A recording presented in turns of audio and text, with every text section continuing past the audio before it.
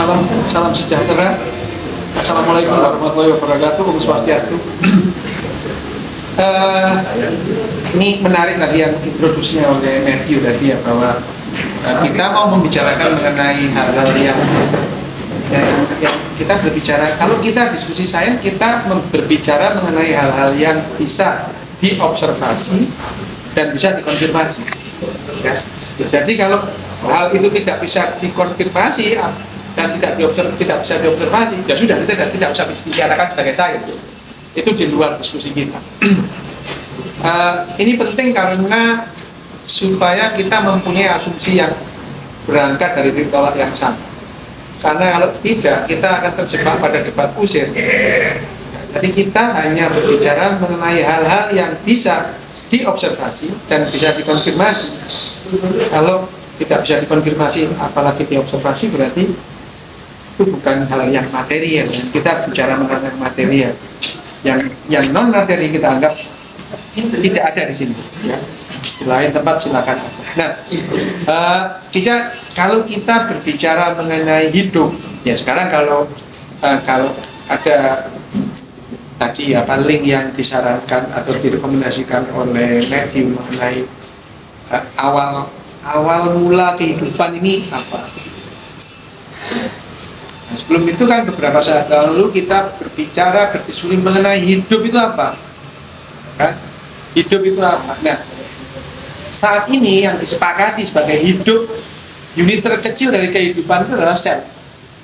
Ya, sel dia bisa makan, dia bisa mengolah oksigen menjadi energi, dia bisa menghasilkan sampah dan bisa mengolah sampah itu, ya, dan dia bisa merespon lingkungannya. Itu hidup sel. Dan kalau ada hal-hal yang tidak bisa bersifat seperti sel itu, dianggap tidak hidup. Bukan itu. Salah satu contohnya virus. Virus itu bukan sel, sehingga tidak bisa disebut sebagai unit hidup, karena sel itu tidak bisa hidup di luar sel inangnya. Dia hidup sendiri di luar sel hidup, tidak bisa. Virus. Maka virus itu dianggap sebagai non-life matter.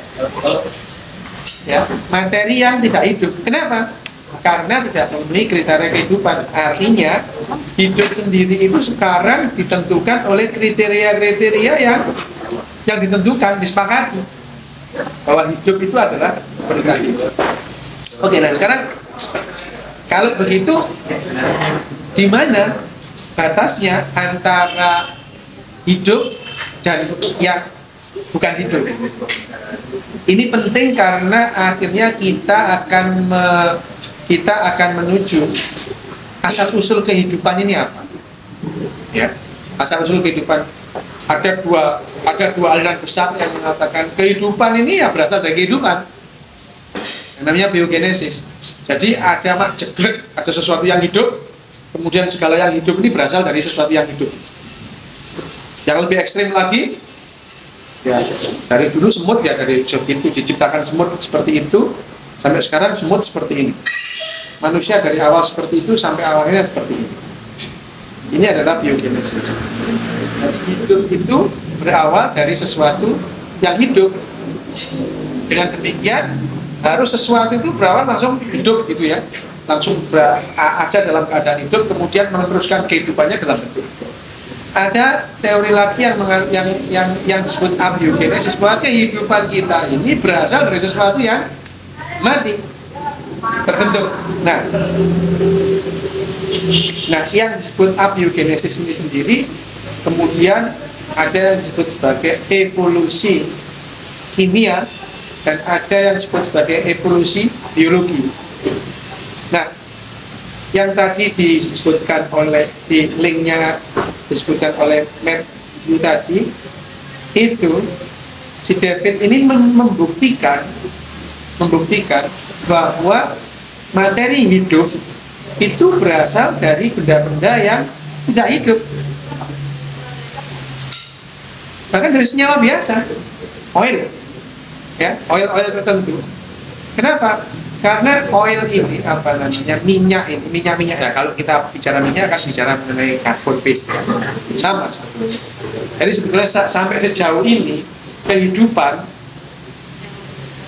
dasarnya adalah karbon, oksigen, nitrogen, hidrogen, sudah, ada yang lain ya.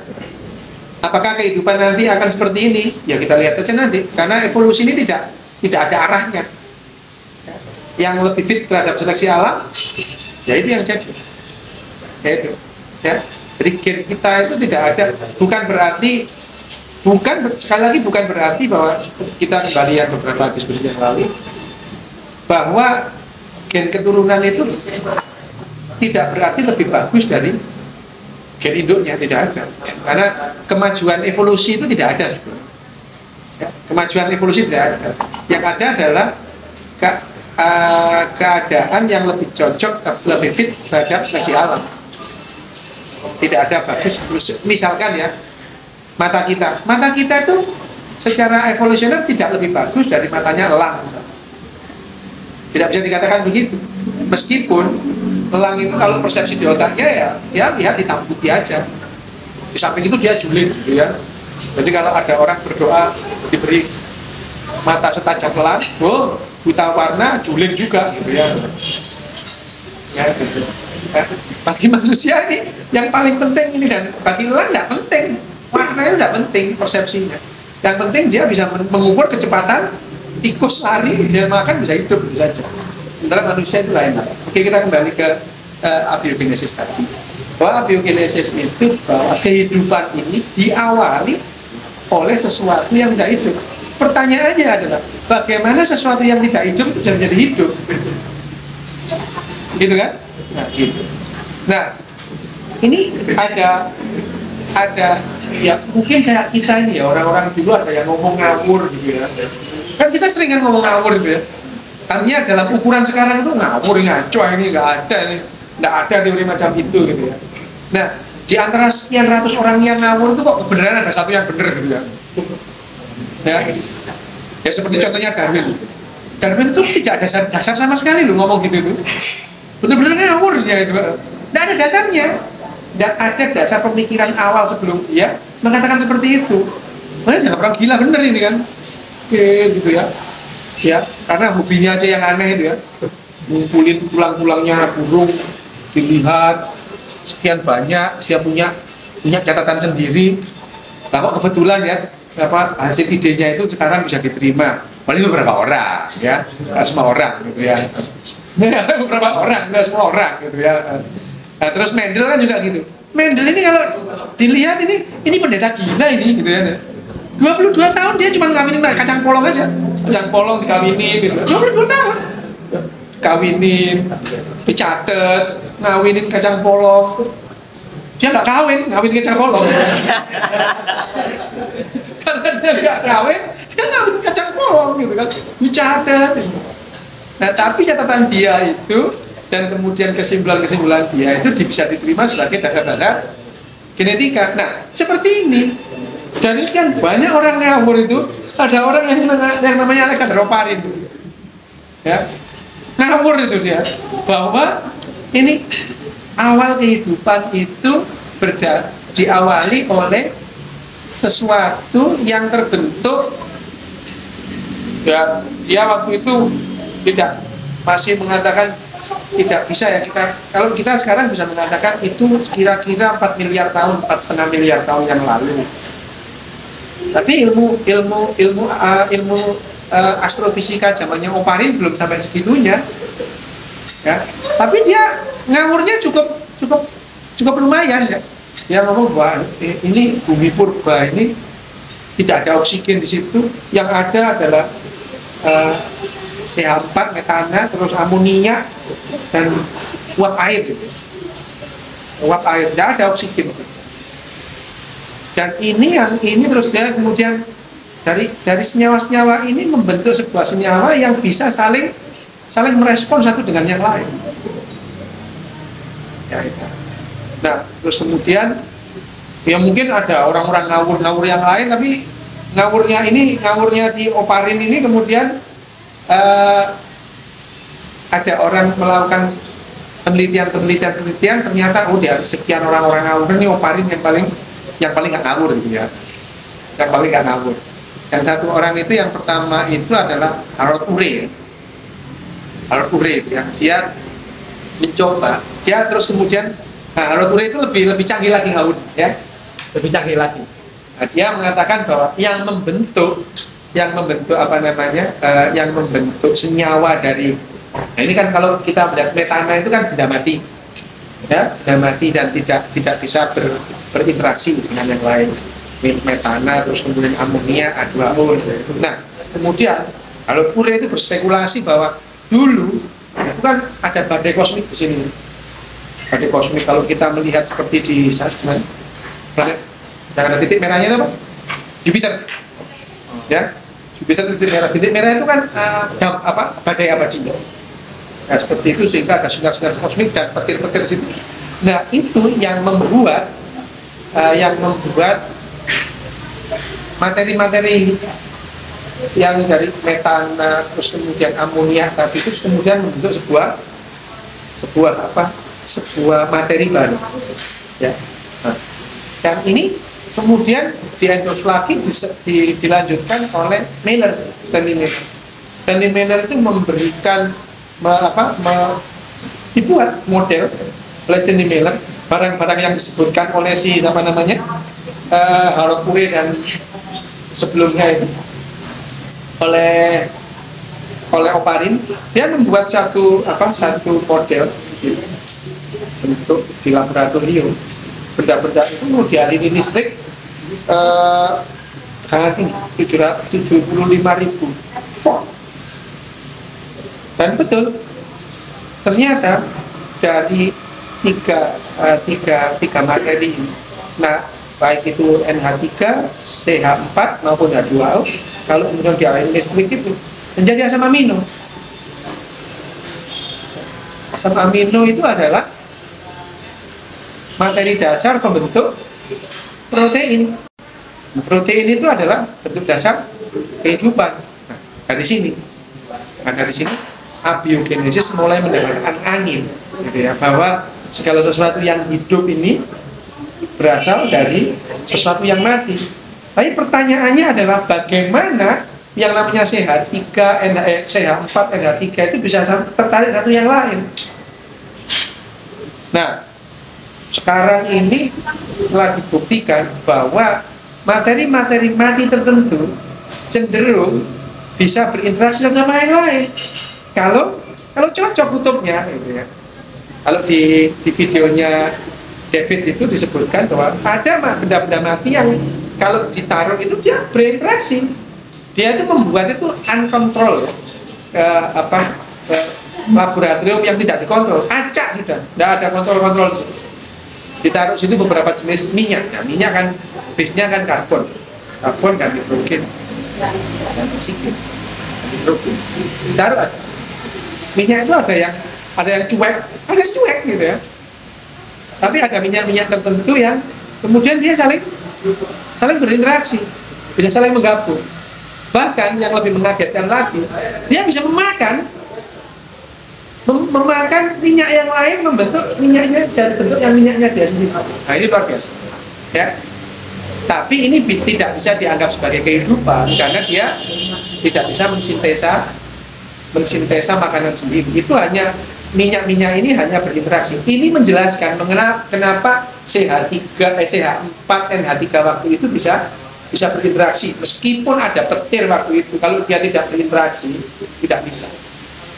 Nah, ini yang menjelaskan, mendukung teori abiogenesis, abiogenesisnya sendiri ya sudah, itu wacana lama sebenarnya ya, sudah lama ya.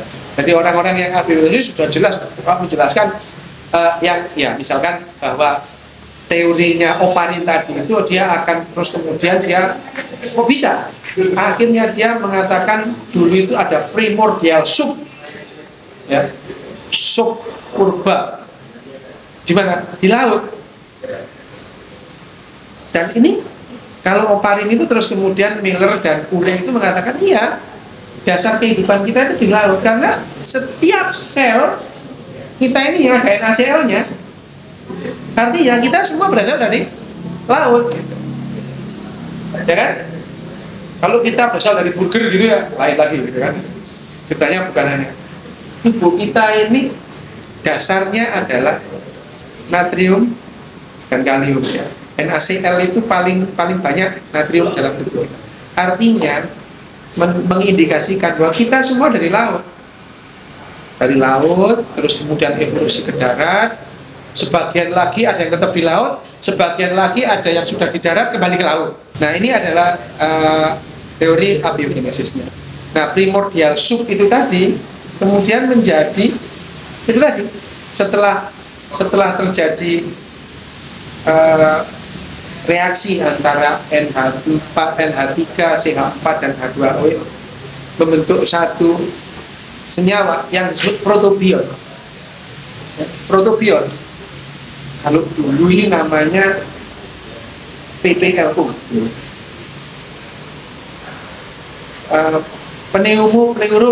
pleuro-pneumo-like organism, masih like organism belum. Jadi lapisan-lapisan yang menyerupai organisme. Itu 4,5 miliar tahun yang lalu. Nah, yang dikatakan sebagai PPLO itu yang kemudian jadi luka, itu yang disebut luka itu 3,8 miliar tahun yang lalu. Jadi ada rentan sekitar 4,5 sampai 38, sekitar 700 juta tahun. Proses itu memerlukan dari primordial soup menjadi protobion itu memerlukan waktu sekitar 700 juta tahun yang lalu, bukan waktu yang pendek ya, 100 juta. Kalau kita membayangkan itu ya sulit, kalau kita membayangkan itu dalam waktu yang 1 hari 2 hari ya nggak bisa. Itu adalah proses yang lama yang membuat benda-benda yang tadinya betul-betul benda mati dalam konteks ini mati ini hidup ya, karbon ya, metana itu kan barang mati, terus kemudian amonia itu ya barang mati. Kita tidak bisa melihat amonia sebagai barang hidup, yang kecium aja pesing gitu ya. Jadi setelah berinteraksi mereka menjadi materi-materi yang menunjang kehidupan, tapi ini belum bentuk hidup loh ya, belum bentuk hidup, belum bentuk Nah, protobion ini yang dianggap sebagai awal bentuk dasar yang nantinya akan menunjang kehidupan. Nah, ini adalah yang disebut sebagai evolusi kimia. Kenapa? Dari kimia yang betul-betul anorganik menjadi kimia organik. Kimia organik ya, yang bisa membentuk dasar-dasar kehidupan. Nah, kalau kita berikutnya ya, setelah itu terjadi evolusi biologi ya, menjadi evolusi kimia. Nah, protobion tadi itu, kalau si siapa namanya tadi, Oparin tadi itu mengatakan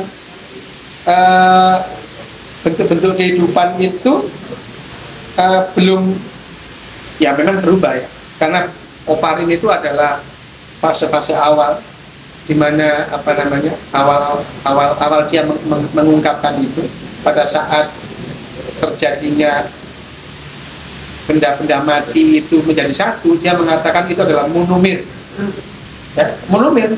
Dia ngomong monomer aja. Terus kemudian monomer bergabung menjadi polimer. Nah, polimer ini yang nantinya menjadi protosel. Protosel itu belum berupa sel, tapi dia bisa merupakan awal pembentukan dari sel. Apa itu? RNA.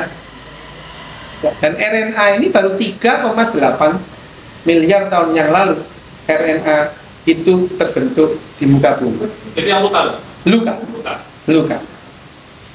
Nah, itu ya ada miliaran luka ya. Ada miliaran luka di sana, tapi satu dari sekian miliar luka itu nenek moyang kita. Last universal common ancestor ya. Nenek moyang kita bersama ya. nenek moyang kita bisa. Oh, ada miliaran luka karena itu ada dalam primordial soup itu banyak luka-luka yang lain.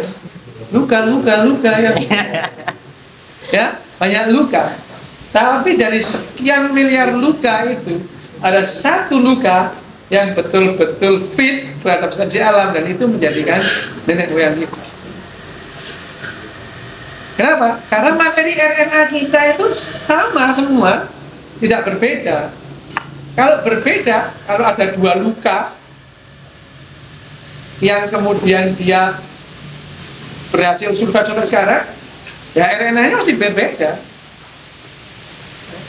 Hanya satu luka itu ya memang ya evolusi itu kan bentuk kehidupan itu nantinya sampai nantinya tidak hanya sedikit sekali individu itu yang bisa lahir dewasa kemudian mempunyai keturunan. Oh, itu sangat jarang. Sangat jarang. Hanya beberapa saja yang kemudian bisa mempunyai keturunan. Ya, makanya itu ada ungkapan jadi keturunan itu gampang, jadi leluhur yang susah. Ya, belum tentu kita ini nanti jadi leluhur. Ya, belum tentu. Kita nggak kawin, leluhurnya siapa kita? Ya kan? Leluhurnya siapa kita? Tapi proses kawin itu kan juga baru ya. Ya, perkembangbiakan secara aseksual itu kan baru. Ya, seksual. Dulunya kan aseksual, gitu ya. Bahkan jenis kelamin itu baru belakangan, ya. Apalagi secara genetik, belakangan lagi, ya. Pada suatu saat yang lalu, gitu ya. Ini kan jenis kelamin kita itu pada suatu saat yang lalu, leluhur kita memutuskan merubah kebiasaan, kebiasaan menentukan jenis kelamin dari suhu telur itu, kadal-kadal itu ya, reptil itu, kebiasaan mereka menentukan jenis kelamin itu dari suhu di mana telur itu ditetaskan. Nah, kemudian nenek leluhur kita memutuskan untuk menentukan ini secara genetik. Ini menentukan ini adalah bahasa evolusioner ya. Jadi akhirnya orang-orang yang berevolusi menentukan jenis kelamin secara genetik itu ternyata lebih fit terhadap seleksi alam. Gitu. Ya, sebelumnya itu kan juga aseksual, gitu. Aseksual berkembang biak. Ada yang tanya, apa asiknya aseksual? Apa asiknya aseksual, gitu kan? Tapi ini adalah bagian dari kehidupan. Nah, kembali lagi pada saat protosel itu bukan berupa sel seperti kita ini. Nah, terus kemudian protosel itu menjadi sel. Nah, ini banyak teori yang mengatakan bagaimana protosel itu menjadi sebuah sel. Itu banyak teorinya. Ada yang teori melengkung ya, membrannya itu melengkung sehingga menjadi sebuah sel. Nah, sebelumnya kan kalau kita belajar biologi itu ada yang namanya prokariota, eukariota. Itu pun mengalami perubahan yang rentang waktu yang lama. Dan ini terbukti. Buktinya apa? Buktinya itu adalah fosil sebelumnya. Fosil prokariota yang tertua yang terdeteksi adalah 2,2 miliar tahun yang lalu. Itu prokariota.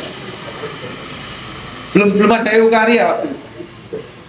Belum ada eukaria. Jadi fosil tertua yang diyakini bahwa ini adalah fosil prokariota adalah berusia 2,2 miliar tahun yang lalu. Ya masuk akal. Masuk akal. Karena protosel itu terbentuk sejak 3,8 miliar tahun yang lalu. Protosel. Nah, pembuktiannya sekarang itu kita mau membuktikan saja. Gitu ya. Nah, sains itu tugasnya membuktikan. Dan sains tugasnya satu loh sebetulnya. Tugas terkuliah sains itu satu. Mengkoreksi hal-hal yang seolah-olah sudah benar. Itu tugas termulia dari sains. Ya. Mengkoreksi hal-hal yang seolah-olah sudah benar. Nah, kebenaran itu adalah sesuatu yang bisa diobservasi dan bisa dikonfirmasi. Dikonfirmasi benar, ya sudah benar. Enggak kok, ya berarti salah. Berarti dikotomi benar salah itu hanya berlaku pada hal-hal yang bisa diobservasi dan bisa dikonfirmasi. Hal-hal yang tidak bisa diobservasi dan tidak ada dikotomi benar salah, tidak berlaku. Ya, ya. Ini adalah kebenaran. Ya diobservasi dulu. Ayo diobservasi bareng, dikonfirmasi bareng. Tidak bisa. Ya jangan mengatakan itu benar salah. Ya, itu saja. Jadi sains itu adalah lingkupnya, karena kita ngomong benar salah, ya hal itu harus bisa diobservasi dan dikonfirmasi. Sekali lagi kita mengatakan bahwa abiogenesis ini salah atau tidak, ya kita observasi bareng dan kita konfirmasi bareng. Dikonfirmasi itu artinya apa yang kamu lihat sama dengan saya lihat, dikonfirmasi. Tapi kalau menurutmu dan menurutmu tidak sama, bagaimana mengkonfirmasinya? Tidak bisa dikonfirmasi. Nah itu adalah lingkup sains. Di luar itu bukan sains. Bukan sains. Misalkan ini, kalau ada orang mengatakan alam semesta kehidupan ini berasal dari kehidupan yang lain, buktinya mana? Harus kamu yakini loh, ini bukan sains. Bukan sains, ya. Kalau bicara mengenai sains, ayo buktikan bahwa kehidupan ini berasal dari kehidupan. Mana sih awal mula kehidupan? Dan seperti itu, dan memang terjadi seperti itu. Contohnya, kalau waktu itu atmosfer ini tidak ada oksigen, bagaimana oksigen terbentuk? Nah, itu adalah tugasnya prokariota. Karena prokariota itu awal, dia itu tumbuh sebagai individu atau sebagai bahan yang bisa berkembang tanpa membutuhkan oksigen. Dan dia yang mengubah atmosfer bumi ini dari tidak ada oksigen menjadi ada oksigen. Itu dia, itu tugasnya. Bagaimana bisa? Bisa terjelaskan. Bagaimana? Dia itu heterogenesis. Ya, terus kemudian dia benda-benda hidup yang tidak memerlukan oksigen. Sampai sekarang masih banyak, ya, bakteri-bakteri yang kalau hidup di oksigen malah mati, itu ada banyak. Salah satu contohnya Clostridium tetani. Apa tetanus? Ya. Tetanus itu, orang kalau sakit tetanus itu, dia Clostridium tetani itu adalah bakteri yang obligat anaerob. Kalau dia di situ banyak oksigen, nggak bisa dia hidup. Dia obligat anaerob. Di situ tuh oksigennya harus kecil sekali, ya. Nah, di situ dia harus tumbuh bersama kuman-kuman yang makan oksigen sehingga oksigennya habis, dia berhidup. Ya, makanya itu kalau luka itu harus dibersihkan. Gitu. Tetanus itu sulit terjadi. Kalau sampai sakit tetanus apes kamu. Ya, Clostridium tetani itu hanya bisa hidup pada, dia bukan anaerob. Sekarang sudah tidak ada kuman anaerob itu. Tidak ada sudah. Yang ada adalah obligat atau konjugat anaerob. Dia butuh oksigen, ya tapi sedikit sekali. Begitu oksigennya banyak, dia nggak bisa hidup. Nah, prokariota awal itu adalah kuman-kuman yang anaerob, tidak butuh oksigen dia. Malah dia menghasilkan oksigen yang membuat atmosfer bumi yang tadinya tidak ada oksigen menjadi ada oksigen. Nah, kemudian telah terjadi mutasi itu kan acak, ya. Kemudian ada individu baru yang kemudian dia bisa hidup di tempat yang beroksigen, ya. Nah, yang lain akhirnya mati. Kuman-kuman yang dulu banyak yang akhirnya dia bisa hidup anaerob. Anaerob di sini bukan tidak ada udara, ya. Tidak ada oksigen. Istilah anaerob itu tidak ada oksigen. Yang dulu dia tidak ada oksigen bisa subur, sekarang setelah ada oksigen mereka mati. Secara bertahap dia mati semua. Ya, mati. Sekarang makanya tidak ada, ya ada pun ya Masih bisa mungkin kita menemukan kuman-kuman purba di suatu tempat yang tidak tahu kita di mana, ya, mungkin di bawah tanah segala, ya. Kita itu menggali tanah, tahu? Bumi ini paling dalam kita gali berapa meter? Berapa meter manusia berhasil menggali bumi? 8,5 kilometer, ya.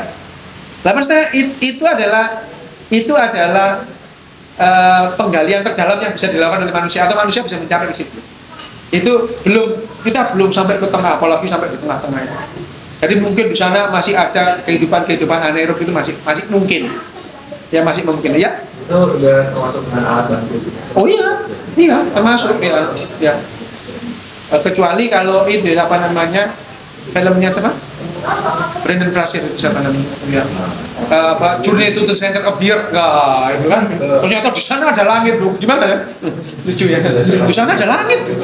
Gimana? Center of the Earth ada langit di sana, gitu kan. Nah, ini kembali ya. Jadi bentuk-bentuk awal prokariota itu banyak yang mereka yang berhidup dalam keadaan anaerob. Tidak butuh oksigen, bahkan dia dalam metabolismenya menghasilkan oksigen, ya, menghasilkan oksigen. H2O itu dia makan, oksigennya terbentuk. Nah itu lebih dari 1 miliar tahun, ya, 1 miliar tahun itu lama, ya, 1 miliar tahun, dan pelan-pelan kemudian dari bentuk prokariota lahirlah individu kariota. Ya, ini kalau prokariota sebenarnya ada sel prokariota. Kalau individu yang eukariota itu memang berbeda bentuknya. Ya. Tapi awal yang membentuk, yang menyiapkan istilah menyiapkan itu ya, sebetulnya itu kebetulan saja bahwa aktivitas kehidupan sehari-hari makhluk-makhluk prokariota itu menghasilkan oksigen dalam jumlah yang banyak, sehingga dalam waktu yang panjang 1 miliar tahun itu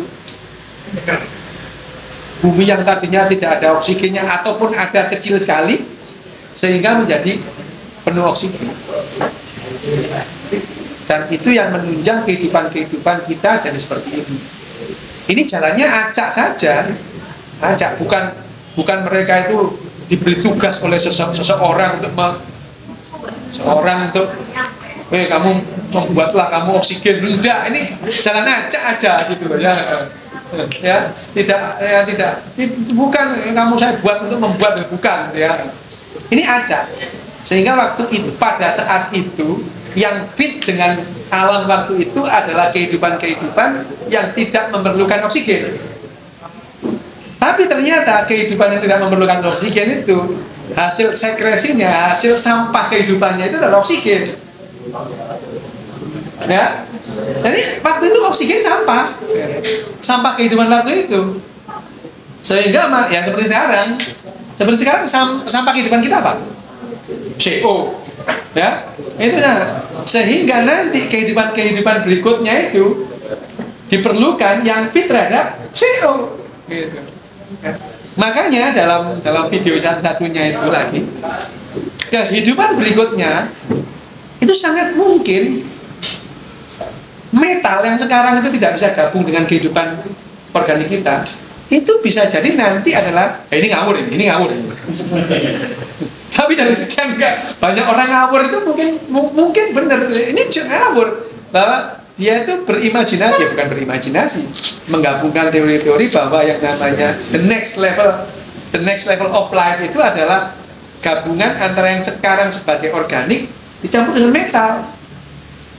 Sekarang kalau kita misalnya melakukan implan di tulang kita dipasang implan titanium gitu ya, ini adalah corpus alienum atau apa? Foreign body, benda asing. Tapi the next level of life ya, itu bisa saja kehidupan itu melibatkan metal. Nanti misalkan titanium itu bisa beregenerasi ya. Jadi tubuh kita itu membuat, kalau dia aus itu terus kemudian dia jadi membentuk, ya bisa saja. Seperti sekarang tulang kehidupan yang lalu kan tidak ada tulang. Kehidupan awal kan tidak ada tulang. Ya, jangankan kehidupan awal, serangga nggak punya tulang, ya. Opung punya dia. Opung punya tulang nggak punya dia. Ya, punya opung dan tulang. Tulang tidak ada. Nah, seperti itu adalah kalau memang ya ini tergantung arah evolusi saja, nggak apa-apa itu. Ya, di antara sekian banyak orang ngawur-ngawur gini kan ada yang benar nanti itu kan. Ya, ada yang benar. Dibuktikan saja. Seperti metal based life, kehidupan dengan berbasis metal, ya bisa saja nanti gitu. Nanti sekarang ada yang mengklaim ada kehidupan berbasis arsen, ada juga ya, tapi itu kan tidak umum ya. Bisa saja itu karena evolusi itu ya. Ya karena ya berbeda dengan kita yang akhirnya evolusi kita itu hanya karbon, oksigen, hidrogen dan nitrogen. Ternyata ada yang lain. Tapi sel kita itu meskipun sel basis kehidupan kita itu karbon, nitrogen, kita sangat tergantung dengan benda-benda yang non organik. Contohnya natrium. Ya, sel kita ini, eksistensi sel kita ini, aku bisa ngomong gini tuh ya, bisa mendelik gini nih. Ya, kalau dirunut dasarnya simple, apa?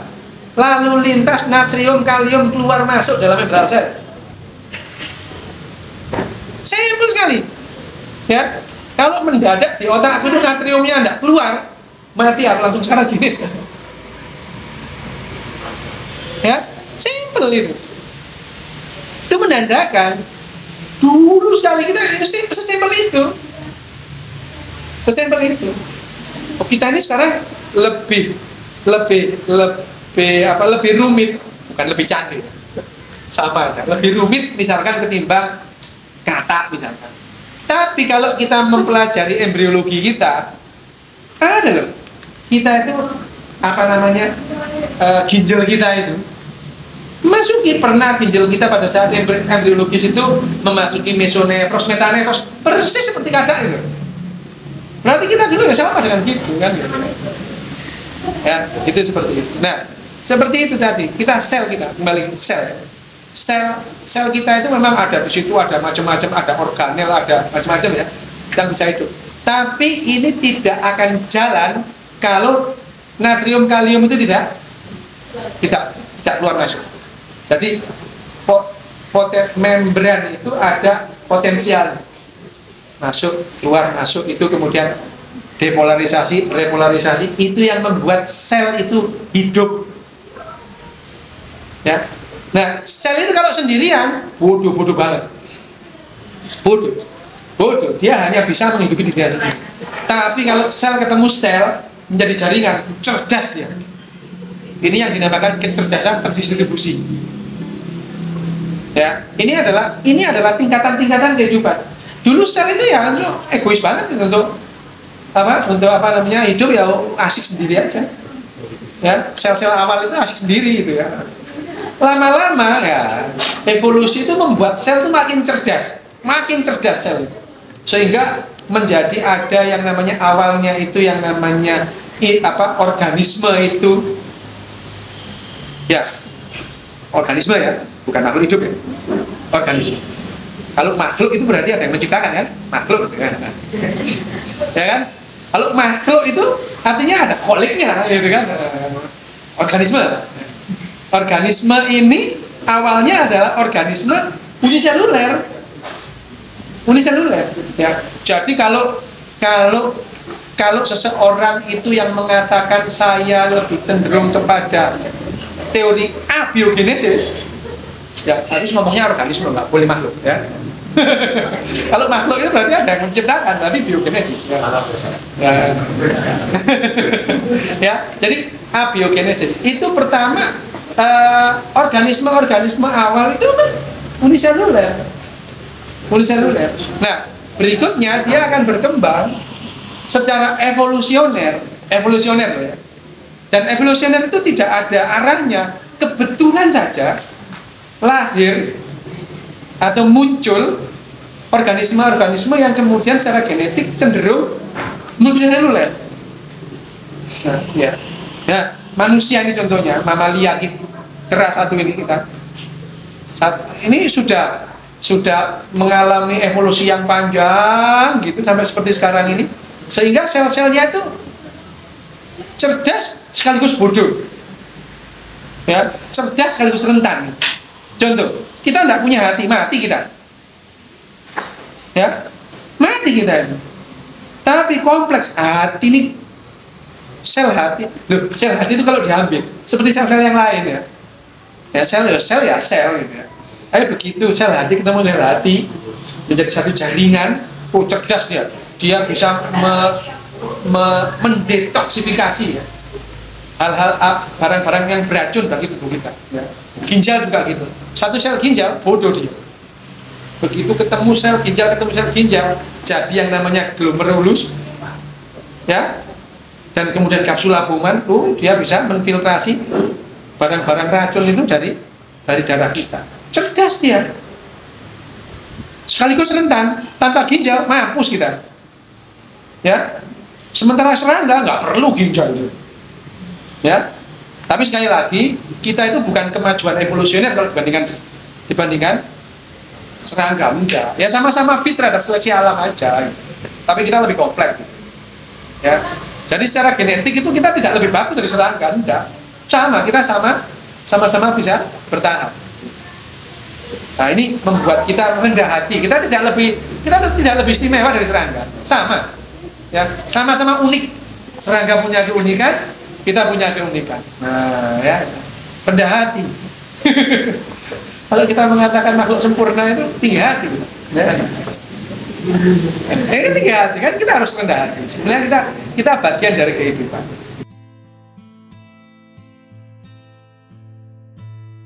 Keberadaan kehidupan di bumi adalah salah satu misteri terbesar dalam sejarah sains. Bagaimana molekul-molekul sederhana bisa bertransformasi menjadi sistem biologis yang kompleks? Apa yang memicu langkah pertama menuju kehidupan? Dalam narasi ini, kita akan menjelajahi asal-usul kehidupan dari perspektif ilmiah, berpijak pada penelitian terkini dan teori yang telah diuji secara ketat. Dari kondisi bumi purba hingga eksperimen laboratorium modern, kita akan mengurai langkah demi langkah bagaimana kehidupan mungkin muncul, tanpa spekulasi yang tidak berdasar, melainkan berdasarkan bukti empiris dan prinsip-prinsip sains. Bagian 1. Bumi purba dan kondisi awal. Sekitar 4,6 miliar tahun lalu, bumi terbentuk dari awan debu dan gas di tata surya muda. Planet ini awalnya adalah bola magma yang panas, namun seiring waktu, permukaannya mendingin, membentuk rak padat. Menurut penelitian yang diterbitkan dalam jurnal Nature pada 2023, air cair kemungkinan sudah ada di bumi sekitar 4,4 miliar tahun lalu, jauh lebih awal dari perkiraan sebelumnya. Air ini, yang mungkin berasal dari komet atau reaksi kimia di kerak bumi, menjadi kunci bagi kemunculan kehidupan. Atmosfer bumi purba sangat berbeda dari sekarang. Berdasarkan studi geokimia di Science Advances 2024, atmosfer saat itu kaya akan karbon dioksida, metana, amonia, dan uap air, dengan sedikit atau tanpa oksigen bebas. Kondisi ini menciptakan lingkungan yang mendukung reaksi kimia kompleks. Salah satu teori utama, yang dikenal sebagai hipotesis subpurba, primordial soup, mengusulkan bahwa molekul organik sederhana terbentuk di lautan purba melalui reaksi kimia yang dipicu oleh petir, radiasi ultraviolet, atau panas vulkanik. Eksperimen Miller-Urey pada 1953, yang direplikasi dengan teknologi modern pada 2022 oleh tim di Universitas California, menunjukkan bahwa asam amino, bahan penyusun protein, bisa terbentuk dalam kondisi menyerupai bumi purba. Namun, hipotesis subpurba bukan satu-satunya penjelasan. Teori lain, seperti hipotesis dunia RNA dan lingkungan hidrotermal, juga memiliki dukungan kuat. Kita akan menjelajahi teori-teori ini secara mendalam di bagian berikutnya. Bagian 2, molekul menuju kehidupan. Bagaimana molekul sederhana menjadi sistem yang mampu mereplikasi diri? Salah satu teori terkemuka adalah hipotesis dunia RNA, yang pertama kali diusulkan oleh Walter Gilbert pada 1986 dan terus diperkuat oleh penelitian terbaru. RNA, molekul yang mirip dengan DNA, memiliki kemampuan unik. Ia dapat menyimpan informasi genetik sekaligus bertindak sebagai katalis untuk reaksi kimia. Studi yang diterbitkan di Proceedings of the National Academy of Sciences, NAS, pada 2023 menunjukkan bahwa rantai RNA pendek dapat terbentuk secara spontan dalam kondisi kimiawi yang menyerupai bumi purba, terutama di lingkungan kaya mineral seperti lempung atau es. Namun, pembentukan RNA bukanlah langkah akhir. Molekul-molekul ini perlu terorganisasi menjadi sistem yang mampu bereproduksi dan berevolusi. Salah satu tantangan besar adalah bagaimana molekul organik terlindungi dari lingkungan yang keras. Teori membran protoseluler menawarkan jawaban. Penelitian dari Institut Max Planck pada 2024 menemukan bahwa molekul lemak sederhana, yang disebut asam lemak, dapat membentuk vesikel, struktur mirip membran sel, dalam kondisi bumi purba. Vesikel ini mampu melindungi molekul RNA dan memungkinkan reaksi kimia yang lebih terkontrol. Selain itu, lingkungan hidrotermal di dasar laut kini dianggap sebagai kandidat kuat untuk tempat kelahiran kehidupan. Menurut artikel di Nature Geoscience, 2023, celah hidrotermal menyediakan gradien kimia dan energi yang stabil, yang bisa memicu pembentukan molekul organik kompleks. Bakteri modern yang hidup di lingkungan ini, seperti Archaea methanogenik, memberikan petunjuk tentang bagaimana kehidupan awal mungkin bertahan. Bagian 3, dari sistem kimia ke sel pertama. Langkah menuju sel pertama adalah titik kritis dalam asal-usul kehidupan. Sel, sebagai unit dasar kehidupan, harus memiliki 3 komponen utama, informasi genetik, katalis untuk reaksi kimia, dan membran untuk memisahkan isi sel dari lingkungan luar. Bagaimana ketiga komponen ini bersatu? Salah satu hipotesis adalah bahwa siklus kimia sederhana, seperti siklus asam sitrat terbalik, menjadi cikal bakal metabolisme. Penelitian dari Universitas Cambridge, 2024, menunjukkan bahwa reaksi kimia ini dapat terjadi tanpa enzim, hanya dengan katalis mineral yang umum di bumi purba. Teori lain menyoroti peran mineral seperti pirit, besi sulfida. Menurut studi di Journal of the American Chemical Society, 2023, permukaan pirit dapat memfasilitasi reaksi kimia yang menghasilkan molekul organik dan bahkan membantu pembentukan rantai polimer sederhana. Proses ini mungkin menjadi jembatan antara kimia anorganik dan sistem biologis. Namun, pertanyaan besar tetap ada. Kapan kehidupan benar-benar dimulai? Bukti fosil tertua, yang ditemukan di batuan berusia 3,7 miliar tahun di Greenland, Nature, 2022, menunjukkan struktur yang mirip dengan stromatolith, koloni mikroba purba. Analisis isotop karbon dalam batuan ini mengindikasikan aktivitas biologis, meskipun beberapa ilmuwan masih memperdebatkan apakah struktur ini benar-benar biologis atau hasil proses geologis. Bagian 4, evolusi awal dan diversifikasi kehidupan. Setelah sel pertama muncul, kehidupan mulai berevolusi. Mikroba purba, seperti bakteri dan Archaea, mendominasi bumi selama miliaran tahun. Salah satu peristiwa penting adalah munculnya fotosintesis, yang kemungkinan dimulai sekitar 3,4 miliar tahun lalu, berdasarkan penelitian di Geobiologi, 2023. Fotosintesis oksigenik, yang menghasilkan oksigen sebagai produk sampingan, mengubah atmosfer bumi secara dramatis. Peristiwa oksigenasi besar, Great Oxygenation Event, sekitar 2,4 miliar tahun lalu, yang didokumentasikan dalam Earth and Planetary Science Letters, 2024, menyebabkan kepunahan massal mikroba anaerobik sekaligus membuka jalan bagi kehidupan kompleks. Evolusi juga melibatkan transfer gen horizontal, di mana mikroba saling bertukar materi genetik. Penelitian dari Microbial Genomics, 2023, menunjukkan bahwa proses ini mempercepat diversifikasi kehidupan awal, memungkinkan adaptasi ke lingkungan yang beragam, dari lautan dalam hingga daratan yang baru terbentuk. Bagian 5, tantangan dan misteri yang tersisa. Meskipun sains telah membuat kemajuan besar, asal-usul kehidupan masih menyimpan banyak misteri. Bagaimana molekul RNA pertama terbentuk? Apakah kehidupan muncul hanya sekali, atau berkali-kali di tempat yang berbeda? Apakah kehidupan di bumi berasal dari luar angkasa, melalui panspermia? Studi tentang meteorit, seperti yang dilaporkan di Astrobiologi, 2024, menemukan asam amino dan senyawa organik kompleks, mendukung gagasan bahwa bahan penyusun kehidupan mungkin berasal dari luar bumi. Penelitian masa depan, termasuk misi NASA ke Mars dan Eropa, bulan Jupiter, bertujuan untuk menemukan petunjuk tentang kehidupan di luar bumi. Jika kehidupan ditemukan di tempat lain, ini bisa mengubah pemahaman kita tentang bagaimana kehidupan muncul dan apakah proses ini unik atau umum di alam semesta. Asal-usul kehidupan adalah kisah tentang bagaimana kimia menjadi biologi, tentang molekul sederhana yang bertransformasi menjadi sistem kompleks yang mampu berevolusi dan beradaptasi. Dari lautan purba hingga laboratorium modern, sains terus mengungkap petunjuk tentang perjalanan luar biasa ini. Meskipun banyak pertanyaan belum terjawab, setiap penemuan membawa kita lebih dekat untuk memahami tempat kita di alam semesta. Ini adalah bukti kekuatan metode ilmiah, berpijak pada bukti, skeptisisme, dan keingintahuan tanpa batas.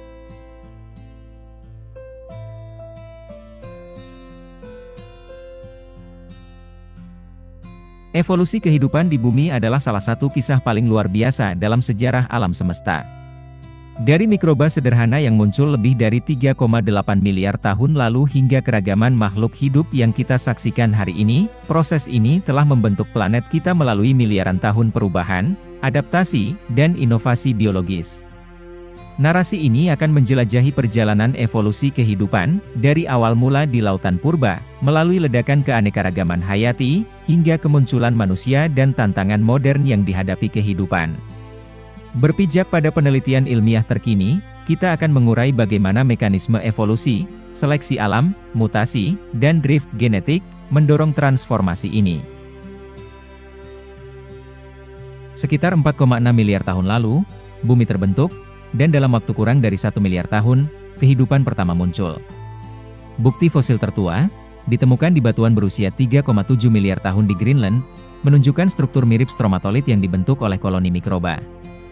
Analisis isotop karbon dalam batuan ini, seperti dilaporkan dalam Science Advances tahun 2024, mengindikasikan aktivitas biologis awal, kemungkinan oleh mikroba fotosintetik sederhana. Selama 2 miliar tahun pertama, kehidupan didominasi oleh mikroba prokariotik seperti bakteri dan archaea. Penelitian dalam geobiologi tahun 2023 menunjukkan bahwa mikroba ini mengembangkan fotosintesis anoksigenik sekitar 3,4 miliar tahun lalu, memanfaatkan sinar matahari tanpa menghasilkan oksigen. Peristiwa kunci terjadi sekitar 2,4 miliar tahun lalu dengan peristiwa oksigenasi besar, ketika cyanobacteria mulai menghasilkan oksigen melalui fotosintesis oksigenik. Ini mengubah atmosfer bumi, menyebabkan kepunahan massal mikroba anaerobik dan membuka jalan bagi kehidupan aerobik. Transfer gen horizontal, seperti didokumentasikan dalam Microbial Genomics tahun 2023, memungkinkan mikroba berbagi inovasi genetik, mempercepat adaptasi ke lingkungan ekstrim seperti celah hidrotermal dan danau garam. Mikroba ini juga membentuk simbiosis awal, seperti yang terlihat pada organisme modern seperti lichen, yang menjadi cikal bakal kerjasama biologis. Sekitar 2 miliar tahun lalu, kehidupan mengalami lompatan besar dengan munculnya sel eukariotik, yang memiliki inti sel dan organel seperti mitokondria. Teori endosimbiosis, yang diperkuat oleh studi dalam PNAS tahun 2023, menjelaskan bahwa mitokondria berasal dari bakteri aerobik yang diserap oleh sel inang archaea. Bukti genetik menunjukkan peristiwa serupa untuk kloroplas, yang berasal dari cyanobacteria, memungkinkan fotosintesis pada alga purba. Eukariota membuka jalan bagi kehidupan multiseluler. Fosil tertua organisme multiseluler, ditemukan di batuan berusia 1,6 miliar tahun di Tiongkok, menunjukkan koloni sel sederhana yang mungkin mirip alga modern. Namun, ledakan keanekaragaman multiseluler sejati terjadi selama periode ediacaran, sekitar 6,35541 juta tahun lalu. Fosil dari biota ediacaran, seperti yang dipelajari di Australia, menunjukkan organisme lunak seperti Dickinsonia, yang mungkin merupakan hewan awal atau bentuk transisi. Peningkatan kadar oksigen, sebagaimana dilaporkan dalam Geochimica et Cosmochimica Akta tahun 2024, memungkinkan metabolisme yang lebih efisien, mendukung organisme yang lebih besar dan kompleks. Pada akhir ediacaran, predator pertama muncul, memicu perlombaan evolusi yang mendorong inovasi biologis seperti cangkang dan kerangka. Sekitar 541 juta tahun lalu, periode Kambrium menyaksikan ledakan keanekaragaman hayati yang dikenal sebagai ledakan Kambrium. Fosil dari endapan Burgessale di Kanada dan Zhenjiang di Tiongkok mengungkapkan keragaman hewan yang menakjubkan, termasuk trilobit, anomalocaridid, predator laut purba, dan nenek moyang vertebrata seperti Pikaia. Penelitian menunjukkan bahwa kombinasi faktor lingkungan, seperti peningkatan oksigen dan stabilisasi iklim, dan inovasi genetik, seperti gen Hox yang mengatur perkembangan tubuh, mendorong diversifikasi ini. Hewan Kambrium mengembangkan fitur baru seperti mata, cangkang keras, dan anggota tubuh, sebagaimana didokumentasikan dalam Nature Reviews Genetics tahun 2023. Kompetisi predator prey memicu seleksi alam yang ketat, menghasilkan adaptasi seperti pelindung tubuh pada trilobit dan rahang kuat pada Arthropoda purba. Pada akhir Kambrium, kelompok hewan utama seperti moluska, Echinodermata, dan chordata sudah muncul, meletakkan dasar bagi ekosistem laut modern. Sekitar 400 juta tahun lalu, kehidupan mulai menjajah daratan. Tumbuhan vaskular pertama, seperti Cooksonia, muncul pada periode Silurian, diikuti oleh jamur dan arthropoda seperti serangga dan laba-laba. Tumbuhan ini menghasilkan oksigen tambahan dan menciptakan tanah subur, memungkinkan vertebrata menjajah daratan. Fosil Tiktaalik, tetrapoda awal dari periode Devonian, menunjukkan transisi dari ikan bersirip lobus ke amfibi dengan anggota tubuh. Pada periode Karbon, hutan rawa yang luas didominasi oleh tumbuhan seperti licopod dan pakis raksasa, menyimpan karbon yang membentuk endapan batu bara modern. Serangga raksasa, seperti capung dengan lebar sayap hingga 70 cm, berkembang berkat kadar oksigen tinggi. Amfibi kemudian memberi jalan kepada reptil, yang lebih adaptif terhadap lingkungan kering berkat telur bercangkang keras. Reptil mendominasi selama era Mesozoikum, terutama pada periode Trias hingga Cretaceous. Dinosaurus, seperti yang dipelajari dari fosil baru di Patagonia menunjukkan keragaman luar biasa, dari sauropoda raksasa hingga teropoda yang gesit. Burung, yang kini diketahui sebagai keturunan dinosaurus teropoda mulai muncul pada Jurassic, ditandai dengan fosil Archaeopteryx. Kepunahan massal Cretaceous Paleogen 66 juta tahun lalu, yang dipicu oleh tumbukan asteroid memusnahkan dinosaurus non-unggas dan membuka peluang bagi mamalia. Mamalia purba, seperti tikus kecil yang hidup di bawah bayang-bayang dinosaurus, mulai bervariasi. Fosil dari periode Paleosen di Wyoming menunjukkan primata awal, yang kemudian berevolusi menjadi monyet dan kera. Sekitar 7 juta tahun lalu, leluhur manusia dan simpanse berpisah, sebagaimana ditunjukkan oleh analisis DNA dan fosil Sahelanthropus. Hominin seperti Australopithecus afarensis, contohnya Lucy, menunjukkan bipedalisme sekitar 3,5 juta tahun lalu. Homo erectus, yang muncul sekitar 2 juta tahun lalu, mengembangkan alat-alat batu dan menguasai api. Homo sapiens modern muncul di Afrika sekitar 300.000 tahun lalu, dengan bukti seni dan budaya dari Gua Blombos. Migrasi manusia keluar dari Afrika, mulai sekitar 70.000 tahun lalu, membawa Homo sapiens ke seluruh dunia. Penelitian genomika menunjukkan bahwa manusia modern bercampur dengan Neanderthal dan Denisovan, meninggalkan jejak genetik yang masih terdeteksi saat ini. Hari ini, Bumi menampung lebih dari 8,7 juta spesies, menurut estimasi PLOS Biologi, meskipun banyak yang terancam punah akibat aktivitas manusia. Perubahan iklim, deforestasi, dan polusi, seperti dilaporkan dalam Nature Climate Change tahun 2024, menyebabkan kepunahan massal ke-6. Spesies invasif dan hilangnya habitat mengganggu ekosistem, sementara teknologi seperti CRISPR menawarkan harapan untuk konservasi melalui rekayasa genetik. Evolusi terus berlangsung. Bakteri yang resisten terhadap antibiotik menunjukkan seleksi alam dalam waktu nyata. Manusia juga berevolusi, dengan adaptasi seperti toleransi laktosa pada populasi tertentu. Namun, tantangan terbesar adalah keberlanjutan. Laporan IPCC 2024 memperingatkan bahwa kenaikan suhu global dapat mengubah ekosistem secara permanen, memaksa spesies untuk beradaptasi atau punah. Kehidupan adalah bukti kekuatan perubahan bertahap yang dipandu oleh seleksi alam. Dari mikroba purba hingga manusia modern, setiap langkah dalam perjalanan ini mencerminkan kemampuan kehidupan untuk beradaptasi dan berkembang. Namun, masa depan kehidupan di bumi bergantung pada keputusan kita hari ini. Dengan memahami sejarah evolusi, kita diingatkan akan tanggung jawab untuk melindungi keragaman hayati dan menjaga planet ini untuk generasi mendatang.